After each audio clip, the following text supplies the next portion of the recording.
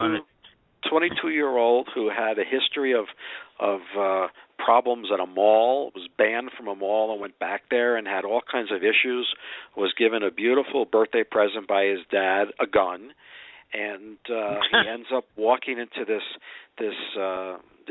historic church in South Carolina where they're having some sort of church group going on with the pastor there and congregants, and they're having discussion and I guess reading some Bible and having a group discussion. He walks in and he sits in this meeting for an hour.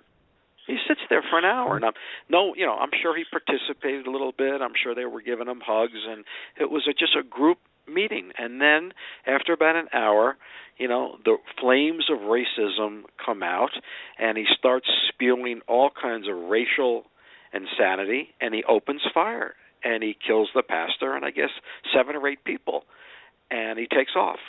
I mean, he had to have an automatic weapons, more than one, because he couldn't have been that, even if he had 12 shots, it'd be very difficult to kill 8 people with only 12 shots. So I think he had at least 2 pieces, or, I don't know if he reclipped, but he definitely had a lot of firepower with him.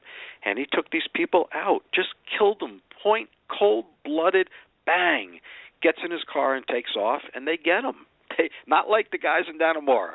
This guy was caught pretty quick. And, they brought him back down to South Carolina, and just think, if you swear to be a defense attorney and you have to represent this guy, can you imagine this? Oh my! I mean, it's just a travesty. These defense attorneys who represent guys like this, some people hate them, but it's our system, and you have to just respect them. And my God, because I couldn't represent him. There's no way I could represent this guy, but he deserves to be represented. There's a Constitution. He deserves his constitutional rights. Problem is, they're going to put him in a prison that's probably 90% black. And if they don't keep him segregated 24/7, come on, someone's going to take this guy out. You just know it. They might do some things purposely, like when he gets to the jail, like, hey, boys, look who we got. They can be very sadistic. These cops, right? It's real bad. I had a case in the MDC in Brooklyn, where federal facility, where a guy was a rat, Bloods and Crips, and he was testifying against one of them. And they put him in a cell with handcuffs behind his back and put 2 other gang members in there with him who were not restrained at all, and they beat the crap out of him. I mean, it happens. It happens all the time, and look, this 21-year-old Dylan Storm Roof, whatever his name is, this guy there's no defense here to this. You can try to do a psychological insanity.